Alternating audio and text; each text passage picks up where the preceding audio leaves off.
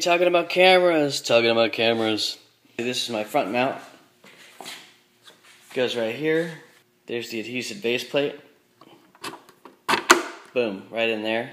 Now the angle's already preset because I know this angle works. So that's what it looks like if you want to match my angle. And if you want to match the parts I'm using here, it's very simple. It's basically just the base plate and a 90-degree rotator and a thumb wheel. And this thing back here.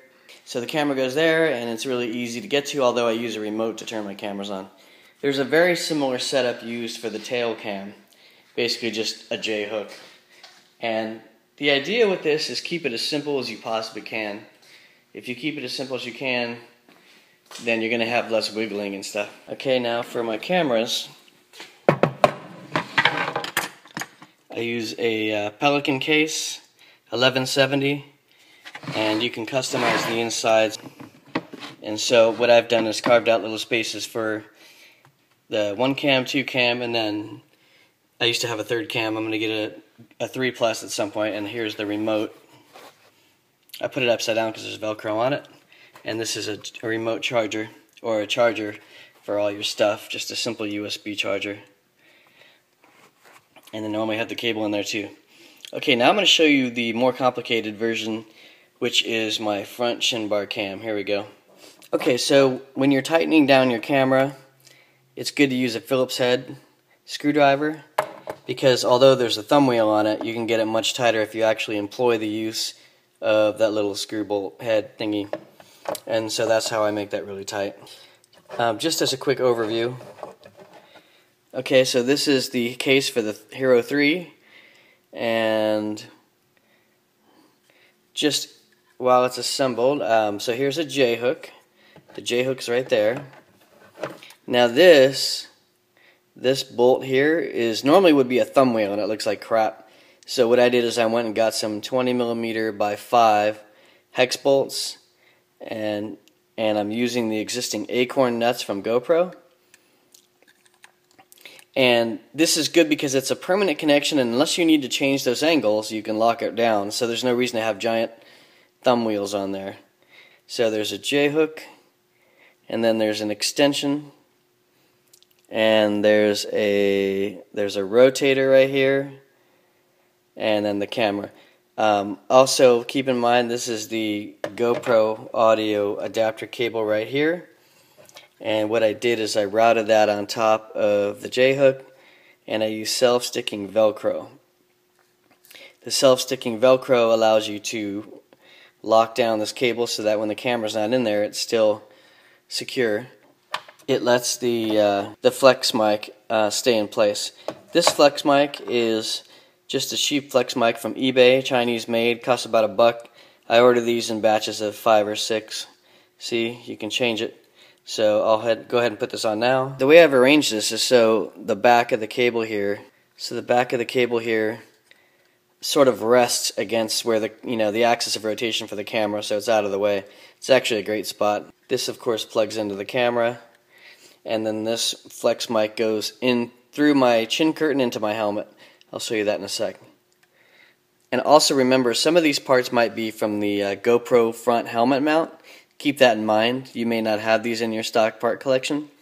Make sure you get the GoPro front helmet mount, and that should have at least some of these parts, especially this long one right here.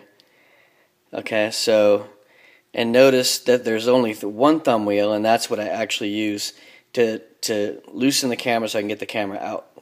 With the camera in, what I do is, of course, plug it in, and I rotate the camera all the way back as far as it will go, and then I lock this thumb wheel down with a screwdriver. So now that the thumb wheel is tight, and I was able to get the camera back in, see, in this angle, the camera won't come out anyway, so you got to always loosen this to open up the case, and put the camera in, take it out, whatever, and then tighten it back down. But the angle is always the same when I'm riding, because your helmet's looking down, but your camera's looking back up, so it evens out. Let's put this on the helmet now. This is an HJC CL16. Okay, now my GoPro setup is right below the chin vent, and what I did is I used extra tape here. I used extra tape to create a little arch that goes over the convex chin bar. Not the prettiest thing ever, but it's not too bad either. Okay, so the tape is the same that GoPro uses. It's very high bond 4991 tape, and you can actually buy that, and that's what I've done here. And you can see it has that cushiony thickness, and you can order it in different sizes or different widths. So I think this is 1 inch wide, and of course I cut it up and then I used it, to fashion that. Also, this is good if you ever make your own mount, like you 3D print it or something. You can use this tape to stick the mount on, so it's good to have. It's also good for other projects. So I recommend you get some of this. It's like $70 from Grainger.com or wherever you want to get it. I went to Grainger because it was the cheapest, and they're a big company. They sell lots of really cool stuff, actually.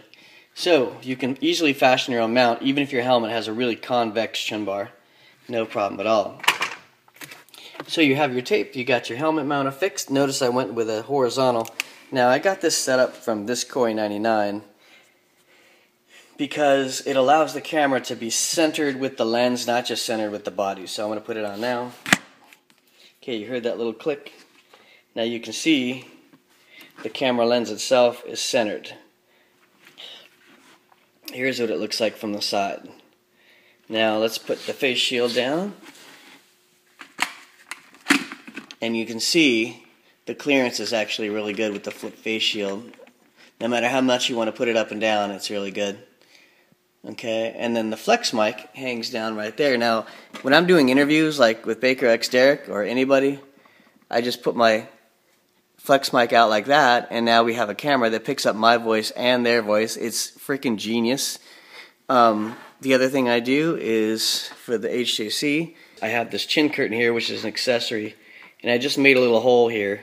Now you can reinforce that and make it look pretty. I didn't because I don't care. It's like a $6 piece. And you can see it's a little dirty from use. But so you put the flex mic right in there. Let's see if I can do that now. So you see how the flex mic is going right in there? If you look inside the helmet view, I don't know if you can see that. You can see the flex mic right behind my chin bar. And you can actually sound insulate that more if you like. What's good about that is you can move the mic out of the way if you're not using it. You don't want it against your lips or whatever. You can just move it around. You can actually move it with your lips. Also, the nice thing about this setup is it sits right on a surface like this. You can hang it off slightly, or you can not hang it off slightly. So this is actually really elegant, and the weight of this camera is closer to the center of mass of your head. It's close to the pivot point of your head, so you're probably going to get less shaking, and the weight's going to be a lot less apparent. I actually don't even feel this camera anymore because I'm so used to riding with it, and the camera doesn't weigh a lot. If you can't carry a camera around, then you got to work on your neck muscles. But it's a good little neck workout, right?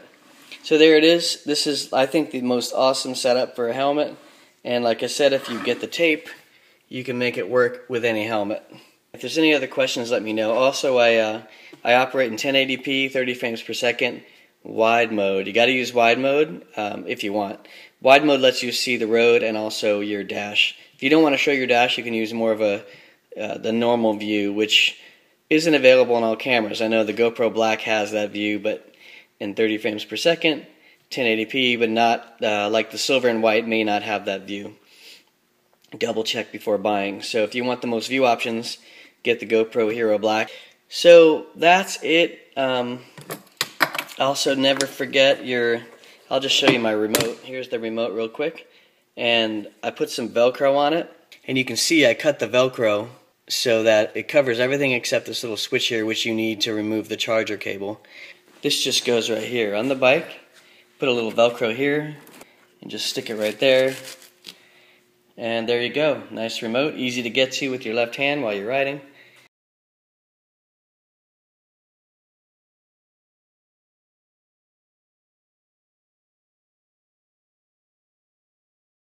That's it. That's my setup. Let me know what you guys think. If you have any questions, let me know, but that's a pretty comprehensive breakdown. And I think that covered everything. Alright, Spacep0d out.